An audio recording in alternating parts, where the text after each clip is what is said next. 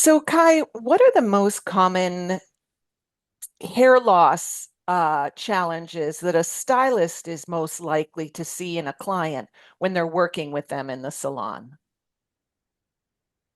The number one that they're probably going to see is something that is called androgenetic alopecia, which is thinning that's there, but it almost feels like it just happened overnight because you don't see any bald patches, you don't see any signs of hair loss.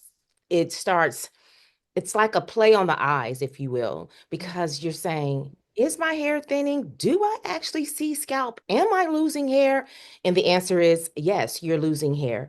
And what's happening with that, you're losing density, you're losing diameter and the actual strand. And so while it doesn't appear like there are any open follicles or missing follicles, there are smaller hair strands growing in, and that's not an overnight type of hair loss that just appears. That's progression over years. As the hair reemerges, once it goes through its natural shedding process, as it reemerges, it's starting to come in a smaller diameter. It's coming in thinner, and we call that miniaturization, and which is something that it's hard to really see when it's not that when you're not in a more advanced stage with the naked eye, but you can see it very, very early on if you're using the trichoscope. So this is one of the reasons why, as a trichologist and an educator, we always say, even if you're not a trichologist, learn how to use that microscope because it's going to show you what you can't see with the naked eye. And this type of hair thinning, you will be able to see in its early stages before it starts becoming noticeable. Another form of hair loss that they may see is a telogeny fluvium. This is an excessive shedding when the customer comes in and they're complaining that they're getting a lot of hair fall, or the professional was seeing a lot of shedding in the shampoo bowl. And this can happen for many reasons. Sometimes it happens when a woman or a man goes through surgery and they've had anesthesia, they may get excessive shedding. It can happen when you go through a life event and it becomes an acute form of shedding, excessive shedding. Um, Say, for instance, if there is a death or some type of stressful event, a loss of job, changes in financial status, whatever may be happening, sometimes there could be an onset of telogeny fluvium. There is also another form of telogeny fluvium that we refer to when a woman has just given birth, and about 3 months later, she will have something called postpartum alopecia. So a lot of professionals may see a postpartum alopecia that falls in the category with telogeny fluvium because it's excessive shedding. It's just during after the woman's giving birth, she may or may not. Not every woman is going to experience hair loss as a result of giving birth. It depends on the sensitivity to the fluctuating hormones in the body that can dictate whether or not the body is going to start adjusting and may start releasing hairs after childbirth. Another form of hair loss is traction alopecia because a lot of times people are over pulling, doing different types of hairstyles, and you may see areas that are thinner, especially around the hairline margin. And if someone is constantly wearing their hair in a ponytail very, very tight, you may see some breakage in those hair fibers. That's a cosmetic situation where we know that if we just stop with the hairstyling or even over uses of chemicals, we can then prevent this from happening again. Something that is more alarming that they may see behind the chair is it's going to fall in the cicatricial category. And cicatricial simply means scarring, scarring alopecia. And we have multiple types of hair loss that fall in that category, but one of the more common ones that they may see is a lichen planopilaris or a central centrifugal cicatricial alopecia. A lot of African American salons may see a lot of the central centrifugal cicatricial alopecia because it's something that science says we're genetically predisposed to as African Americans, and that form of cicatricial alopecia shows up a lot in the African American community.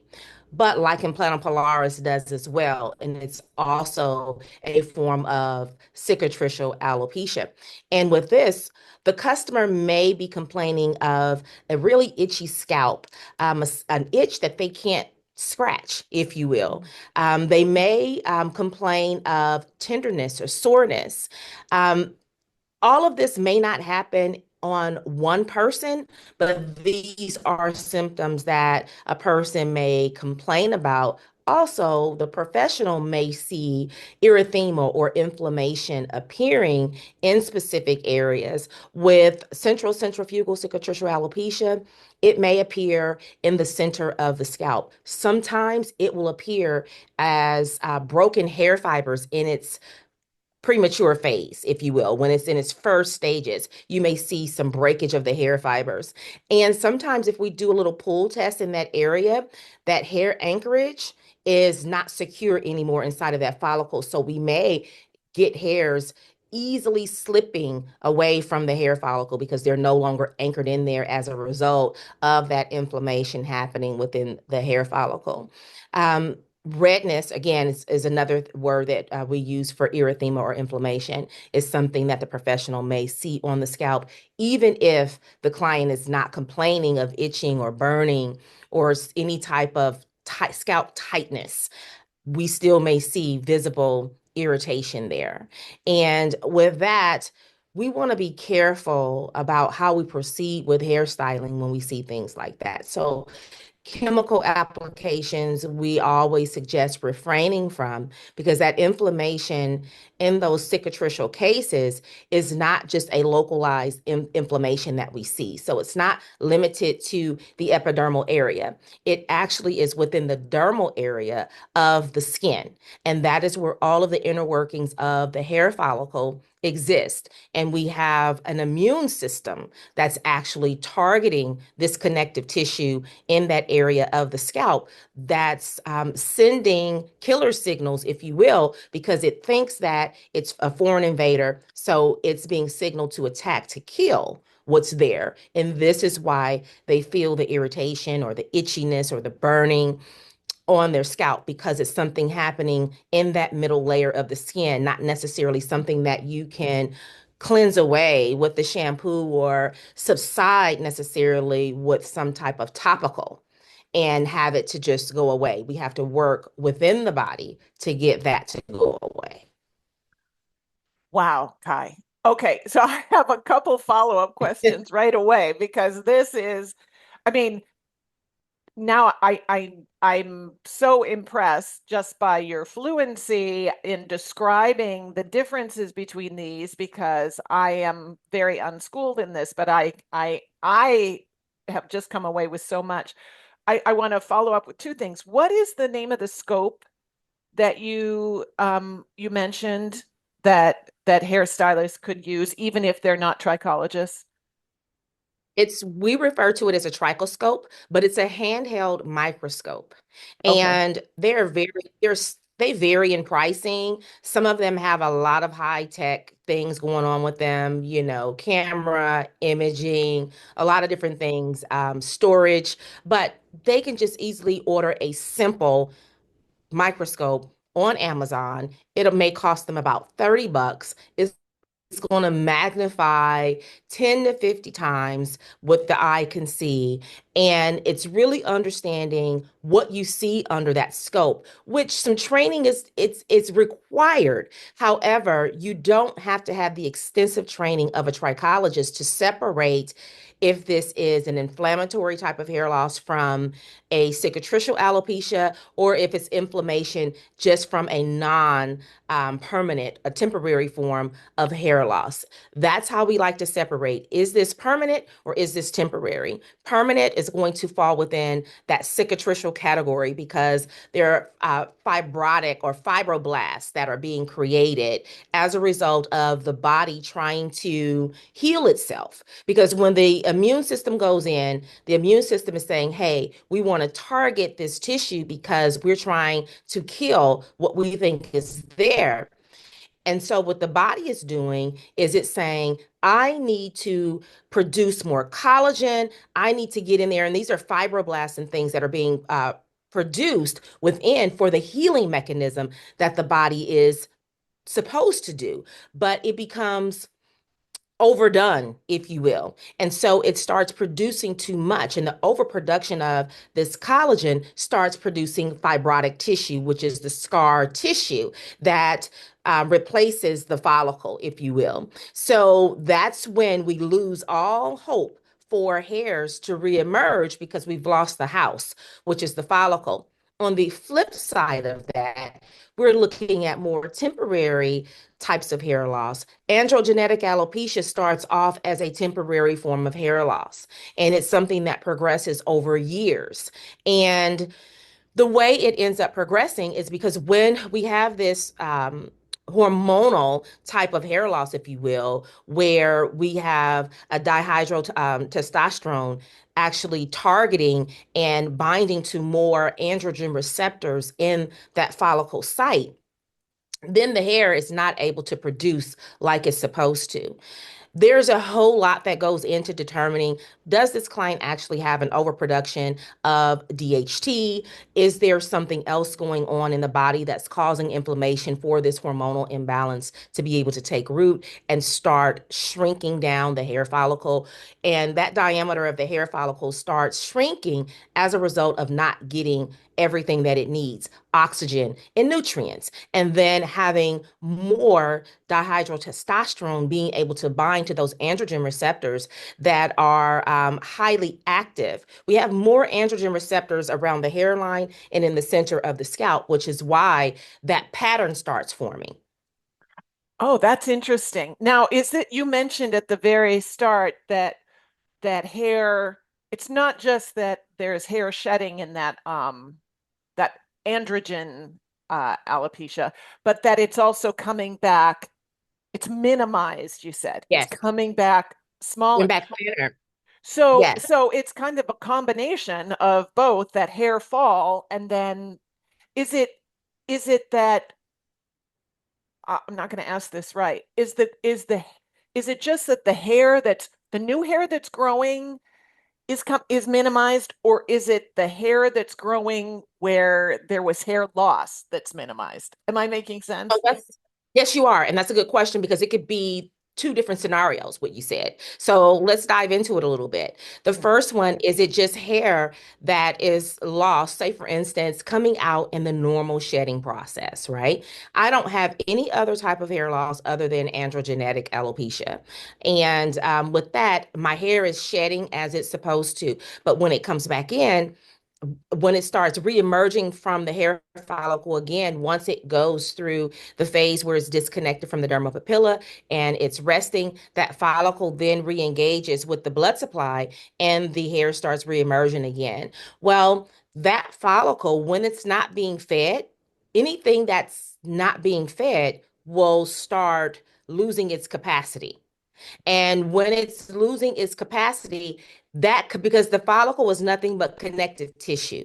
And so it starts shrinking because it's not getting enough oxygen, it's not getting enough nutrition. And it could possibly be because there is a lot of waste happening inside of the body that's causing a lot of this imbalance. So when you have a lot of waste, you have dysfunction happening that's coming from this waste.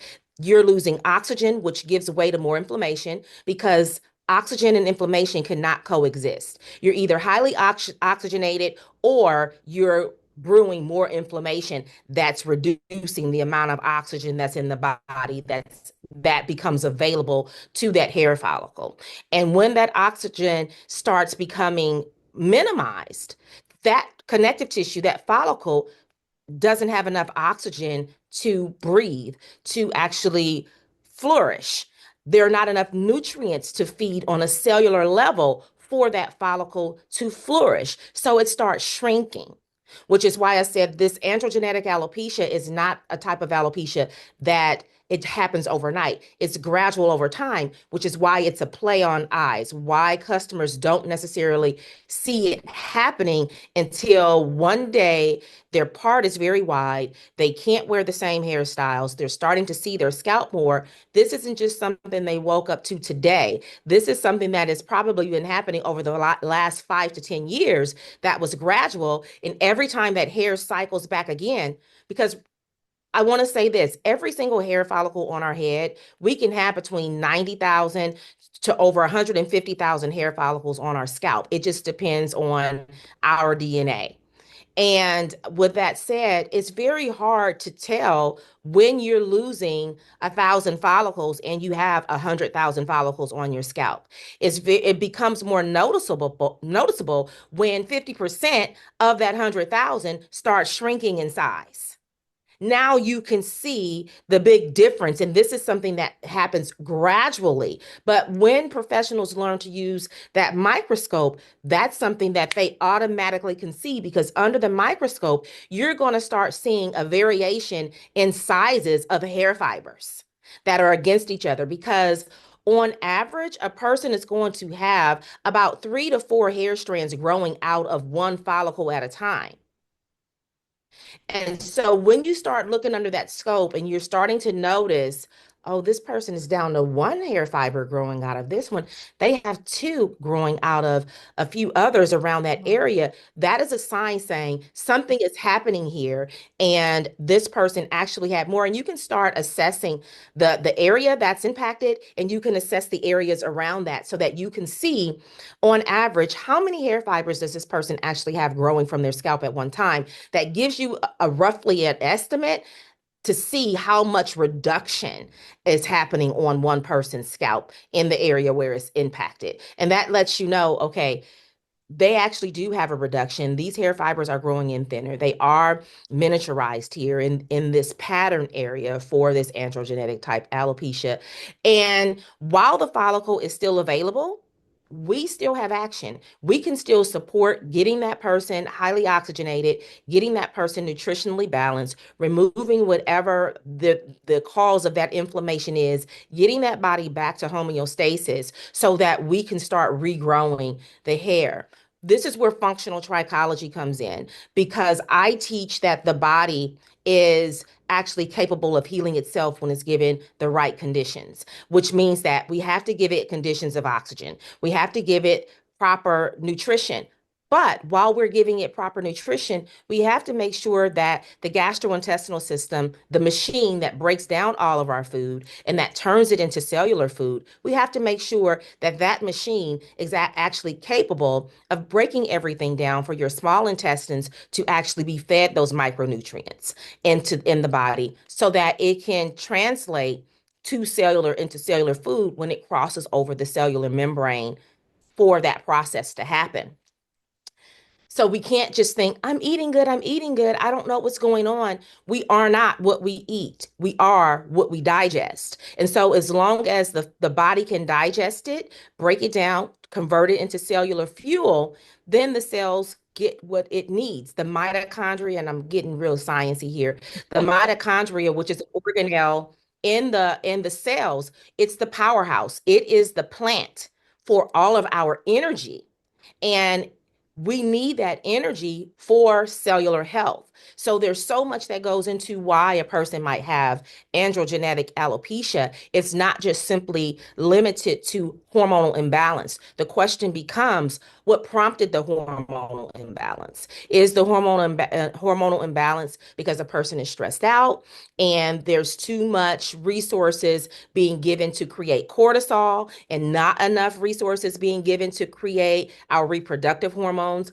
Is it because a person actually has an imbalance in their gastrointestinal system that's causing them to lack nutrients? There's so many different scenarios that happens that actually produces this androgenetic pattern, which is why we can't limit it to DHT. We can't just say, I'll do a DHT shampoo blocker or take a DHT, vitamin, that has DHT blockers in it, like a saw palmetto, and then the trick is done. The second scenario that you said, is this actually um, I'm losing hair and then this pattern is showing. Well, it's not uncommon for a person to have more than one type of hair loss happening on their scalp at a Okay. time. That's where this second scenario leads us. So, in that case, a person has an androgenetic pattern, but they also have like a telogen effluvium going on where they're having excessive shedding, but they also have an androgenetic pattern as well there too that's more pronounced. So the person, the professional in the salon may hear complaints. I'm losing so much hair, it's in the drain. I don't want to really shampoo because every time I shampoo, I'm losing hair. No, you still need to shampoo because that hair that you're losing, you're going to lose that regardless because it's something that is happening internally. It's not something that you're doing wrong or that the shampoo is actually causing. Your body is releasing this hair, and so it's going to come out regardless to if you don't shampoo or if you do shampoo. But the pattern is there from the hormonal imbalance, whatever is prompting that hormonal imbalance, as I previously stated in the first scenario. And then you have an excessive shedding type of thing going on too with telogen effluvium. So now I'm not just losing hair in the frontal hairline area or in that center parting area. I'm losing hair throughout my scalp. Because in a telogen effluvium scenario, the customer is losing hair throughout their scalp because every single hair follicle on our scalp is independent. It does not depend on the other hair follicle. They have their own individual life and their own individual lifespan. As each hair follicle is in a different phase of that hair cycle, at any given time. They're not in the same phase simultaneously. So you'll have a certain percentage of hair follicles that are in the telogen phase, a certain percent that are in the anagen phase, a certain percent that are in the catagen phase. They're not all in the same phase simultaneously. And so about 10% roughly should be in a telogen phase, which is the resting phase. When we start creeping over that 10%, whether it's 11, whether it's 20, whether it's 30, it's going to depend on how much additional hair fall you see that your client may be complaining about. Now you're speeding up the process that hair should actually be cycling. So if you have an androgenetic kind of situation and your follicles are shrinking, you sped up the process in which is going to come out of the hair follicle in a normal sense. So now hairs that might not have been in ready for the shedding phase have been thrust into that telogen phase now, and they come out. Now there is a latent phase because the exogen phase is when that we actually see that hair coming out of regardless to if it is premature or if it's during the normal cycle time. Telogen is when it rests. Exogen is when it comes out. We actually see the fall and it exits our scalp. Kenogen is,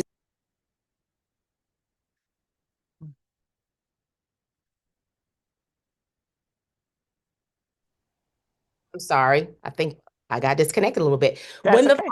When the follicle is empty, it is now waiting. If you recall earlier, I said there is a moment in time where that hair follicle is not engaged with the blood supply, and it's called the dermal papilla. This is your kenogen phase, and that is where the follicle is not connected to a blood supply, and it starts connecting. That takes about a 90-day process sometimes for that to happen. Anything in excess of that, it prolongs that kenogen phase. And that's when you look at that trichoscope, if you are a professional who knows what you're looking at, and you start seeing more vacant follicles. And you're like, why does this person have so many vacant follicles? The first question you're going to ask is, are you experiencing excessive shedding? In this case, it's yes, I am experiencing excessive shedding. Okay, they have a telogen effluvium. So their hair is coming out faster than what it should come out. All right, we need to figure out exactly what's prompting this excessive shedding. So you go in and you start asking all of the necessary questions.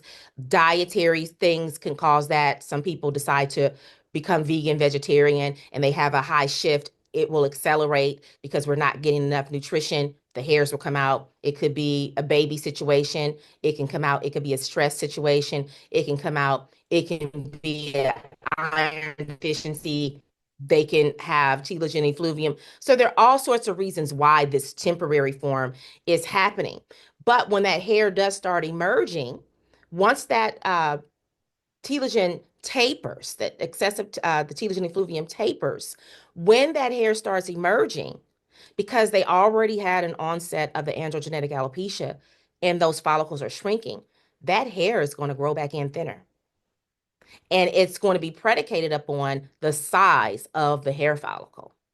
So, depending on how depleted they are, how imbalanced they are, is going to determine the rate in which that connective tissue is going to start shrinking in diameter and will then determine the size that the hair fiber is going to emerge from the scalp. And so you'll have a lot of different variations in hair fiber sizes that will be camouflaged because not all of your hair will have a thinner hair fiber growing out of it. It will really only be the area where that pattern hair loss actually shows up in androgenetic alopecia. So you may have other, hairs that are still growing out, but because there's a variation in sizes, depending on the stage of this androgenetic pattern, you will not be able to necessarily see it with the naked eye because you still have other hair fibers that are growing in still in its normal size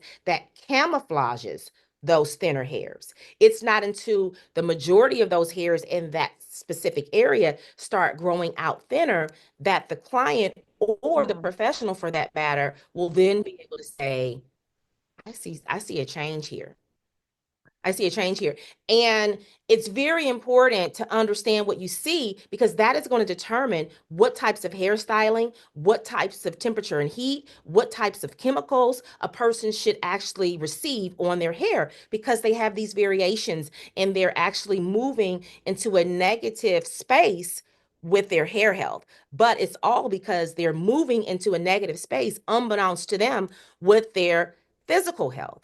And we've normalized androgenetic alopecia so much so because we've been taught that this is all a sign of aging. This is just what happens when we age. So we turn a blind eye to it and we just say, oh, this is you're just at that phase now. You said your father had this or your mother and your grandparents had this. So this just becomes a normalized situation behind the chair. And it is far from normal because it is really implying something greater is happening. That although we do have a natural declination in reproductive hormones, we're not supposed to lose hair. Our hair is not supposed to thin as a result of it. It means that you're actually more in a deficit in that phase of life than what you should be. And we need to start bringing the body back into balance to be able to save the hair.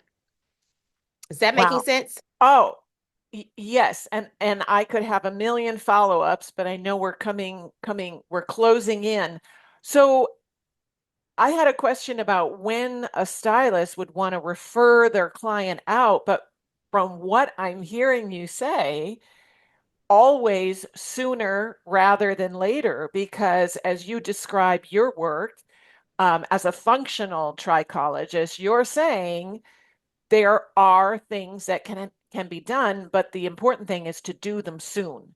Yes. So so when like what I mean, scarring alopecia would be the very obviously, this is beyond my purview. I'm going to send you out. But at what point do you suggest stylists start saying you might want to see a trichologist or this is beyond my scope of practice? When should they refer their clients? That's a good question. I first let me start here because I really advocate for stylists to have some type of trichological insight. That because it is a career indemnifier, if you will, because what you don't know will hurt you.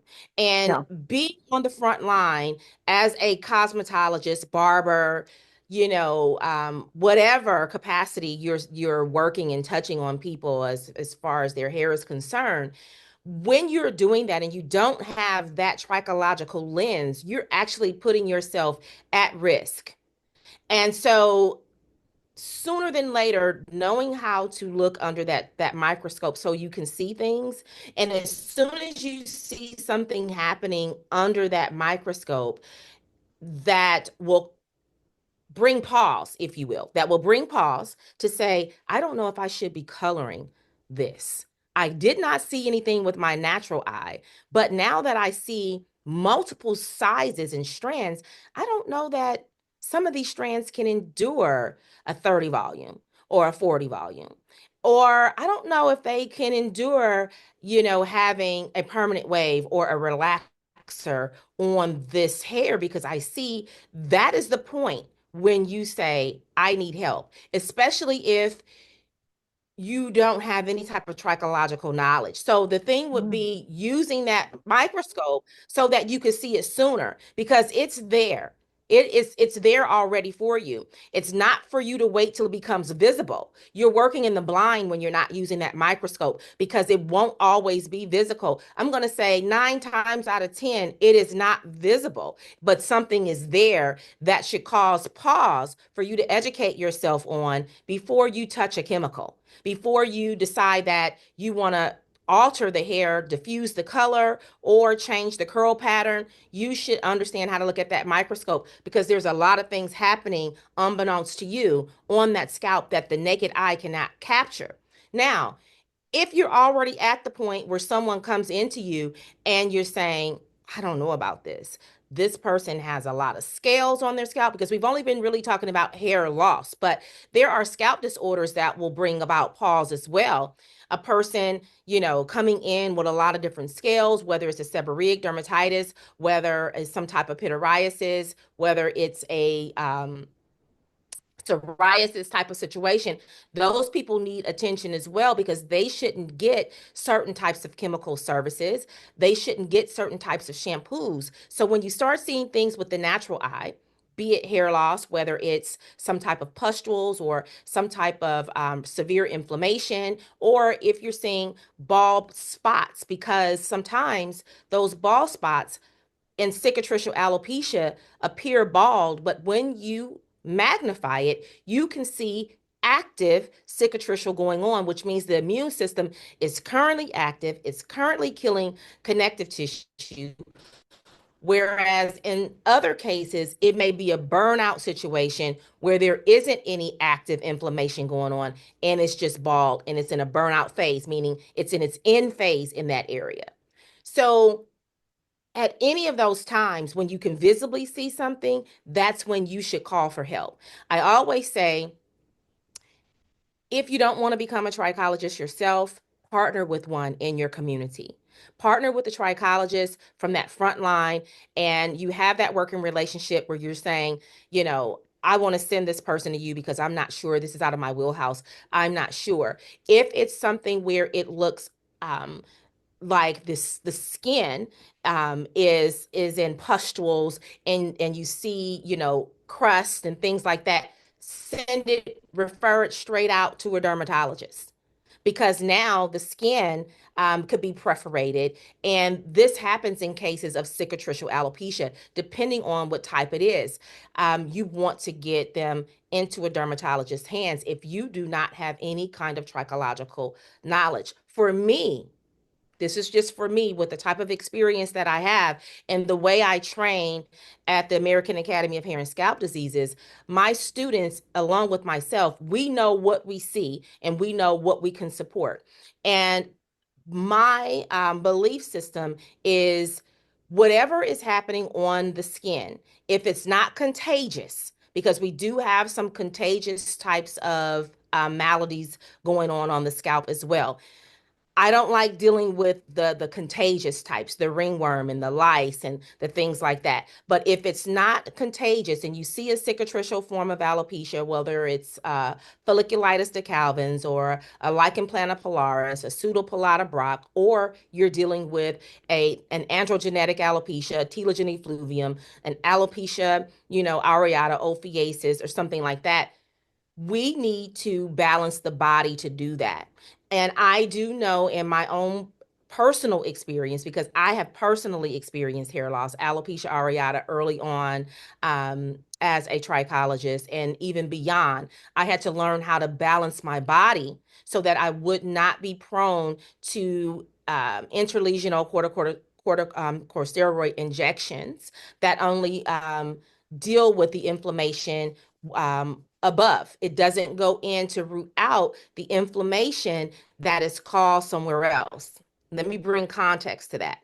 When we have a cicatricial form of alopecia and the immune system is actually killing hair follicles or connective tissue, when we deal in injections in the scalp or we deal with topical clobetasol or we do things like a doxycycline for bacteria in the gastrointestinal system, those are all band-aid type situations. That inflammation didn't start on the epidermis, on the scalp.